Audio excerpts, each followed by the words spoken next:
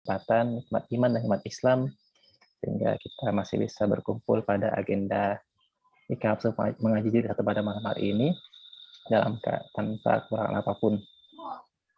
Salawat salam, tidak lupa juga kita curahkan pada baginda Muhammad Sallallahu Alaihi Wasallam sebagai suri tauladan kita, sebagai role model dalam segala segi kehidupan, tidak hanya dalam kegiatan ibadah, tapi juga kegiatan sosial, ekonomi, dan juga politik, dan lain sebagainya. Mudah-mudahan kita menjadi salah satu umatnya yang mendapatkan syafaat beliau kelak di yaumil qiyamah. Amin ya rabbal alamin. Amin.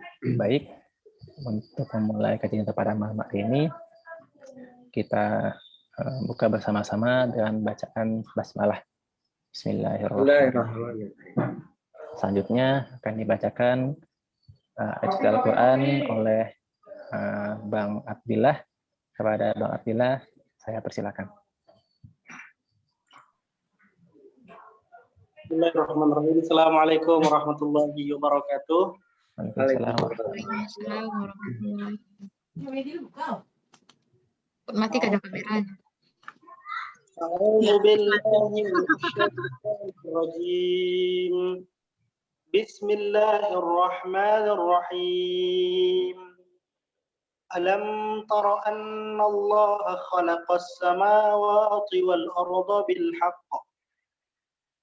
Yasha' yudhhibukum wa ya'ti bi khalqin jadid. Wa ma dzalika 'ala Allah bi'aziz. وبرزوا لله جميعا فقال الضعفاء للذين استكبروا إنا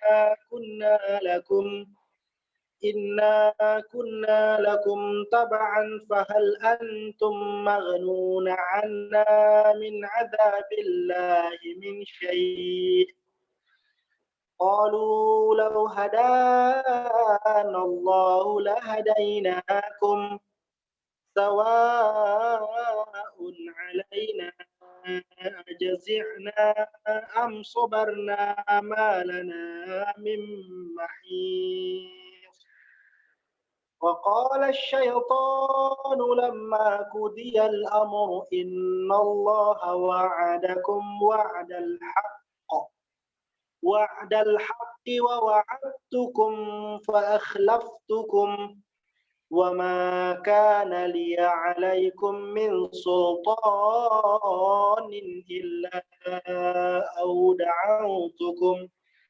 إلا أن دعوتكم ما استجبتم لي فلا تلوموني ولوموا أنفسكم ما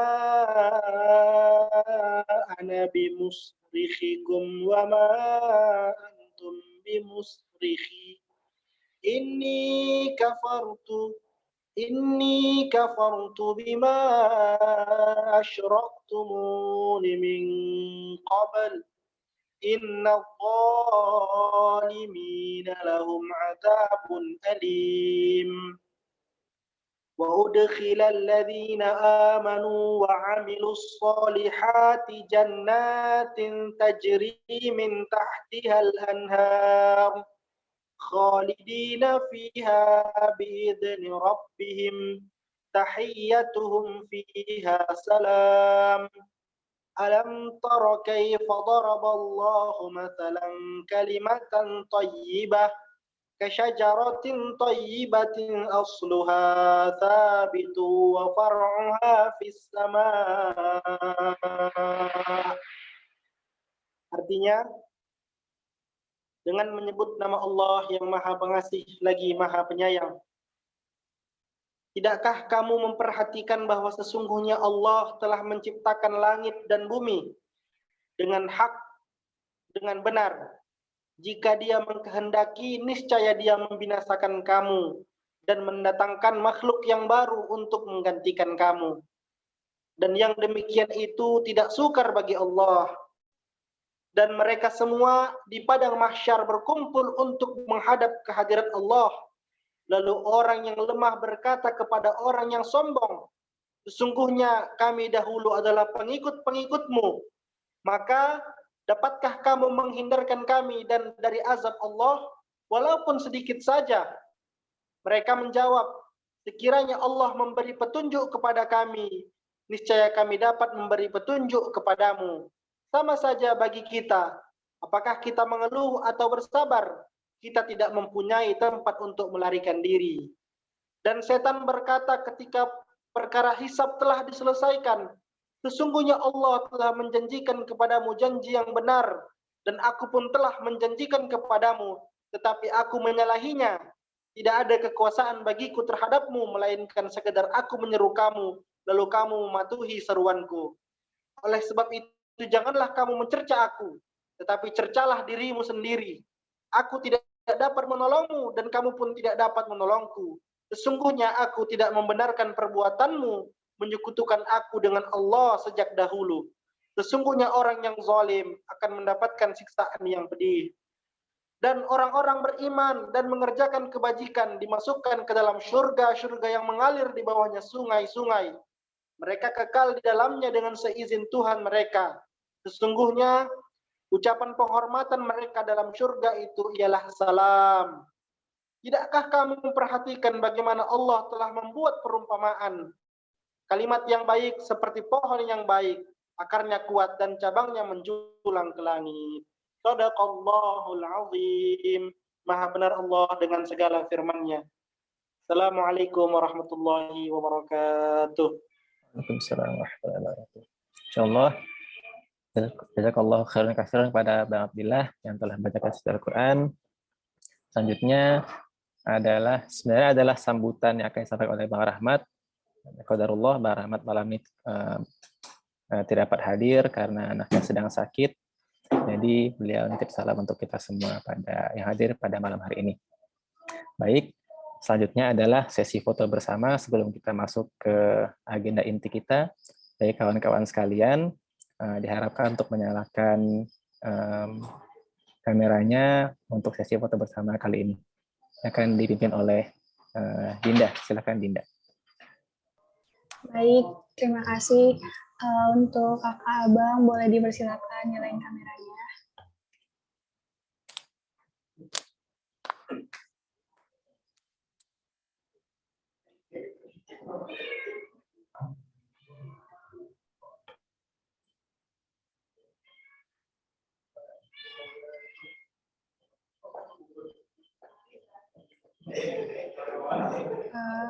Baik, kita mulai aja ya. 1, 2, 3. Oke, sebentar. Sekali lagi.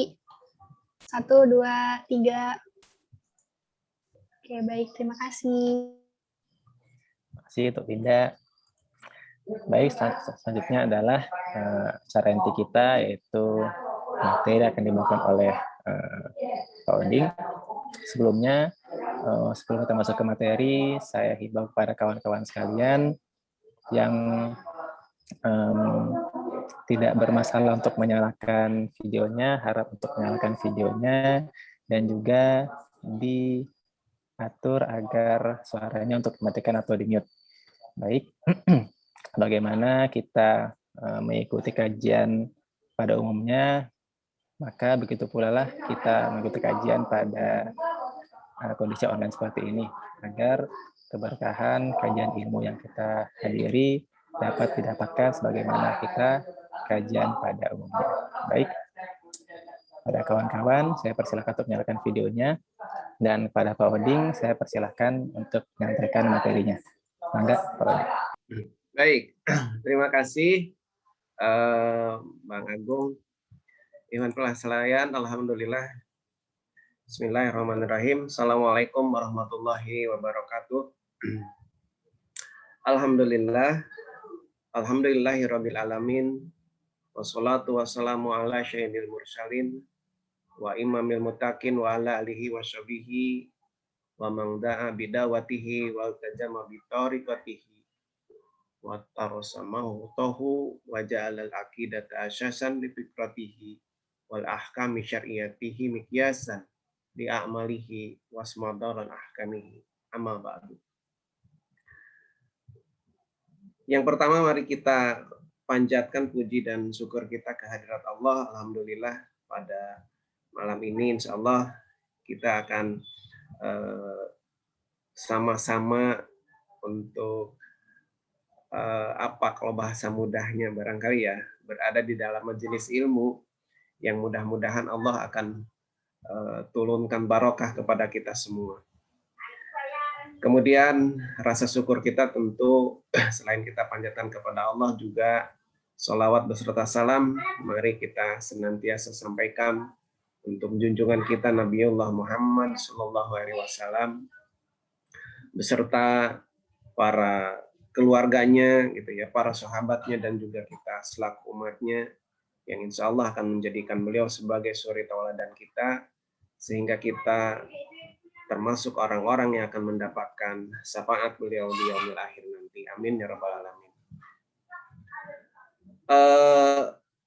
Kalaupun ada bahan seperti yang mungkin udah di-share sama Bang Agung gitu ya, ini sebagai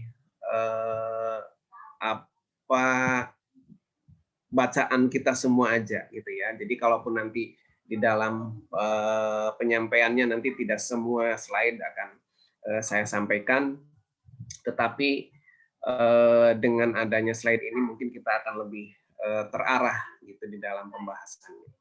Jadi insya Allah pada kesempatan ini kita akan coba membahas terkait dengan sesungguhnya bagaimana kesempurnaan syariat Islam sehingga layak menjadi pedoman bagi kehidupan manusia, gitu ya. Itu yang perlu diingat, menjadi pedoman kehidupan manusia. Jadi bukan hanya pedoman bagi kaum muslimin sesungguhnya. Nah, ikhwan fillah sekalian, bahwa ketika berbicara tentang Islam sebagai pedoman kehidupan,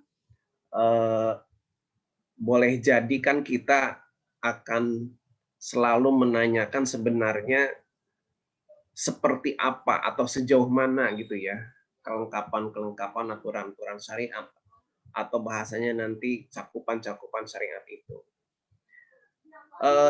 Sebagai agama yang sempurna, bahwa Allah telah berfirman di dalam surat An-Nahl ayat 89, A'udzubillahi minasyaitonir rajim, wa nazzalna 'alaikal kitaba tibyana likulli syai'in wa hudan wa rahmah wa busra lil muslimin. Jadi Allah sudah sangat jelas menyampaikan bahwa Alkitab yaitu Al-Qur'an yang diturunkan Allah itu kalau bahasa mudahnya itu apa ya? Segala sesuatunya ada di dalam Al-Qur'an sebagai sebuah petunjuk hidup. Bahkan di situ disebutkan juga sebagai rahmat dan akan menjadi kabar gembira bagi orang-orang yang berserah diri, dalam arti mereka yang berserah diri untuk masuk ke dalam ajaran Islam, menerapkan aturan-aturan Islam yang sempurna. Nah, di dalam definisi barangkali kalau kita berbicara tentang syariah dan agama Islam, mungkin ini agak berbeda atau mungkin baru mendengar atau baru membaca. Tapi intinya begini, ketika berbicara tentang syariat itu kita harus bedakan itu terkait dengan satu dari sisi bahasa dan satu dari sisi istilah.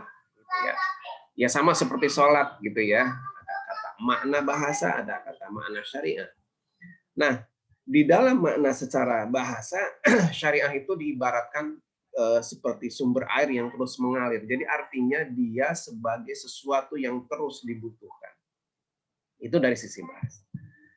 Nah, kemudian dari sisi istilah, syariat itu sebenarnya bermakna sebagai sebuah aturan perundangan.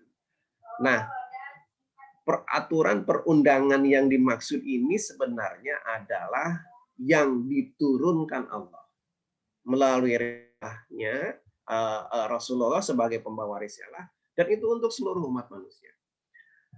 Nah, yang menjadi penting di dalam kemaknaan tentang istilah ini bahwa aturan syariat ini yang seperti disampaikan tadi berbicaranya tentang apa namanya likuli syai'in gitu ya, wahud dan warahmah itu jadi mencakup segala sesuatu, maka akan kita dapati di dalam aturan-aturan syariat yang secara istilah itu akan ada hubungan-hubungan yang semuanya juga diatur oleh Allah.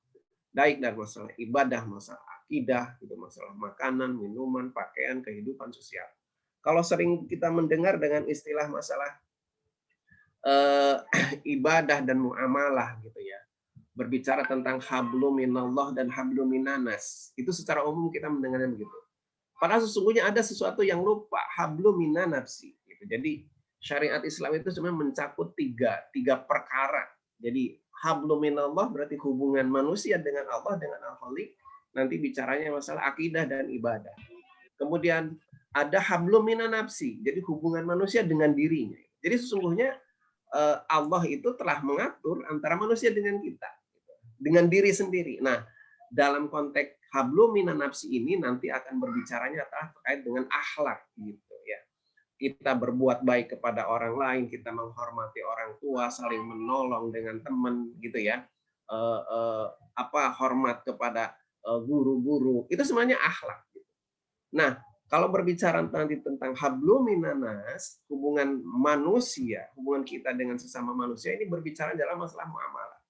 Dalam aspek kehidupan, baik bagaimana nanti berekonomi kita ada aturan syariatnya, baik bagaimana nanti kita berbicara tentang pendidikan, tentang pemerintahan, tentang pengelolaan sumber daya alam, tentang pengaturan hubungan laki-laki dan perempuan gitu ya. Apalagi coba kalau kita tentang politiknya gitu. Itu sebenarnya berbicara tentang adalah hablum minan nas gitu. Jadi hubungan antara sesama manusia.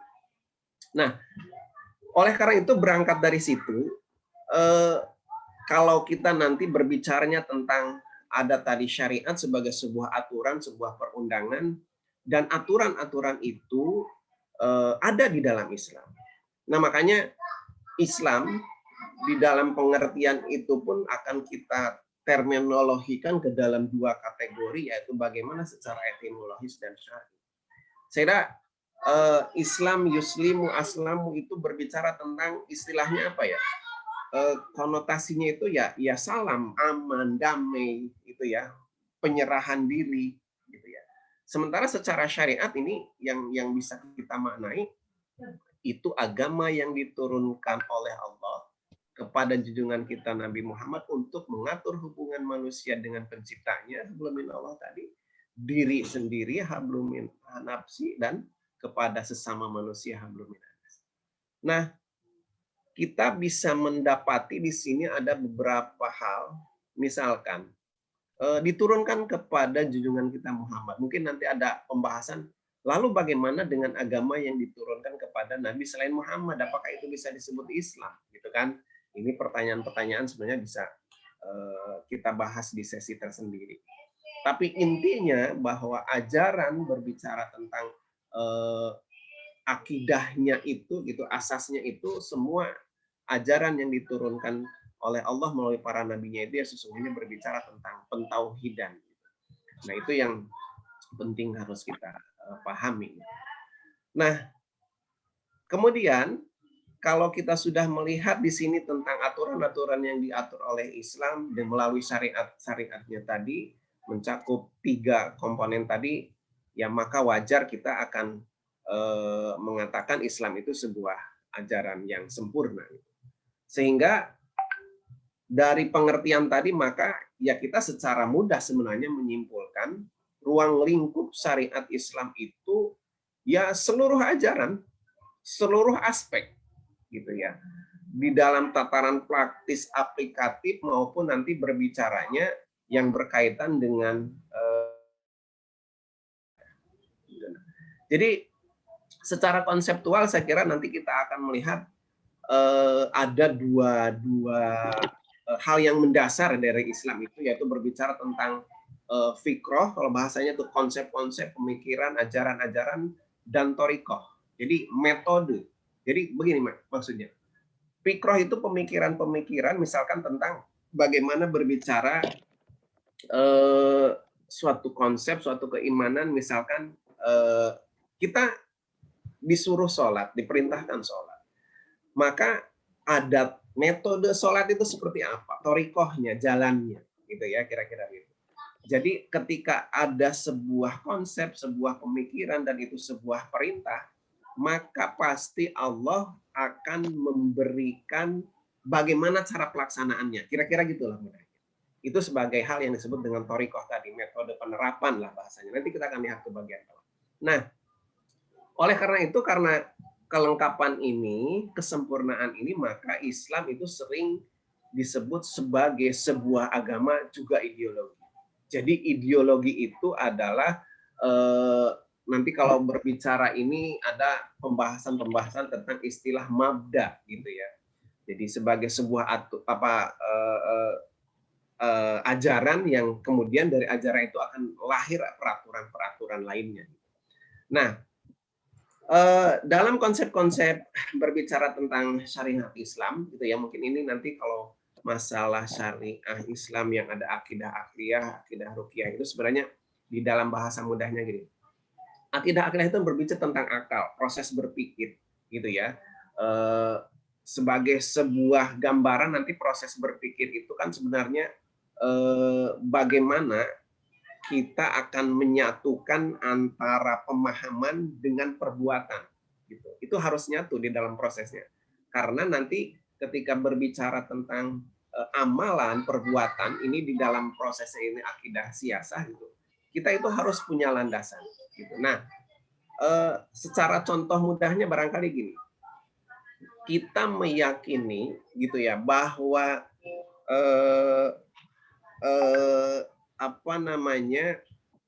kalau dikatakan kenapa kita harus sholat gitulah, itu kan sebuah akidah, sebuah ajaran, keimanan. Ya karena memang ada perintahnya.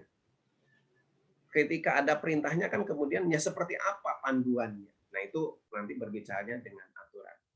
Nah oleh karena itu saya kira di dalam pembahasan-pembahasan tentang Islam sebagai sebuah agama, sebagai sebuah ideologi gitu, maka ini harus cocok gitu ya antara pemikiran-pemikiran dengan aplikasi-aplikasinya. Jadi tidak bisa terpisahkan. Contoh lain misalkan begini, kita meyakini gitu, sebut contohnya misalkan bahwa Allah itu melarang perbuatan zina, maka zina itu diharamkan. Nah, sebenarnya kan kita juga harus berbicara bahwa yang diharamkan itu bukan hanya zinanya saja, tapi hal-hal yang mendekati ke zinanya itu. Wala taqrabu zina innahu kana fahisyatan wa sa'a sabila. Jadi jalan-jalan yang mendekatkan ke zina juga itu haram. Makanya kalau ketika berbicara tentang zina kita yakini sebagai sebuah sesuatu haram, maka jalan yang mendekati keharamnya itu juga harus kita haramkan. Kan sekarang misalkan yang maaf cakap gitu, kayaknya orang tua itu lebih galau ketika mungkin aduh kenapa ini anak saya belum punya pacar misalnya gitu ya. Padahal kan bukan begitu. Ini kayak harus kita pahami bahwa hal-hal yang mendekati ke zina itu kan yang harus diharamkan juga. Gitu. Ya, itu yang kita nanti berbicara secara keselengkapan tentang syariat ini sebagai sebuah akidah. Kemudian nanti di dalam prosesnya ada sebagai sebuah akidah ruqyah dan terakhir adalah tentang akidah siasahnya. Nah, dari kelengkapan dengan syariat Islam itu nih kalau secara bagan gitu ya, bisa digambarkan ini yang ada syariat Islam di slide ke-12 kalau mungkin kita lihat di layar kita. Jadi Islam itu ada pemikirannya, ada metodenya. Nah, pemikiran-pemikiran ini kan sebenarnya Pak berbicara tentang akidah, yaitu berbicara tentang keimanan kita kepada Allah. Pemikiran-pemikiran juga tentang penyelesaian masalah kehidupan yang menyangkut berbagai aspek tadi dari ibadah, akidah, sosial, ekonomi, politik, dan sebagainya. Nah, bahwa di dalam proses-proses supaya jalan gitu pemikiran-pemikiran tadi gitu ya, itu juga ada metodenya. Jadi metode nanti pertama adalah metode menerapkannya, metode mempertahankannya, dan metode menyebarkannya. Nah, jadi di dalam proses-proses misalkan seperti metode menerapkan Islam gitu ya. Ya, kita kan berbicara tentang akidah gitu. Ini tidak berbicara kemudian apa kalau bahasa sekarang diistilahkannya itu tentang apa ya, bukan radikalisme, apa kok beragama harus ngotot gitu ya, bukan gitu, tapi ini ajaran keimanan gitu ya, bahwa metode-metode penerapan pemikiran-pemikiran Islam itu ya memang juga seperti itu.